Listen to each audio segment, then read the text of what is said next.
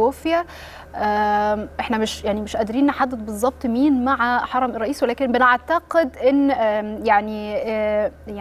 ابنها الكبير ابن سيادة الرئيس موجود معاها.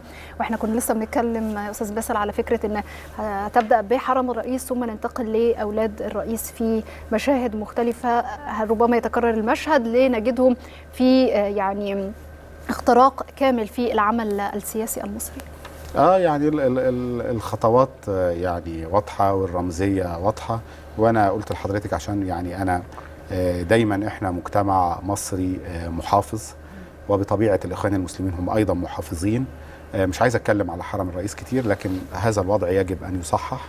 الاثنين الشهداء الموجودين هم شهداء مصريين، واتمنى تصحيح هذا الوضع في اقرب فرصه. نعم، نرجع لتصريحات جماعه الاخوان المسلمين واستفزازها لفئات الشعب بالظبط. دي مساله دأب عليها اعضاء الحريه والعداله. الحقيقه هو ده سلو الحزب والجماعه، ان المساله هم شايفين ان البلد بقت بلدهم، وان اي حد يتكلم عن الرئيس فمفيش مشكله، وان بقيه التيارات تحولت الى مساله القله المندسه والكلام ده. انا بتصور ان ده الحقيقه زي ما قلت لحضرتك انه بيهدم جزء كبير من شعبيه الرئيس، لان طول ما الرئيس المصريين مش حاسين انه رئيس لكل المصريين، والحقيقه ده مش هيحصل بالخطب ولا بصلاة الجمعة أبدا. كلنا بنصلي الجمعة، بنروح نصلي، وبنصلي مع أئمة بيمدحوا في الدكتور مرسي وبيشتموا في معارضيه. أنا شخصيا حضرت صلاة الجمعة اللي فاتت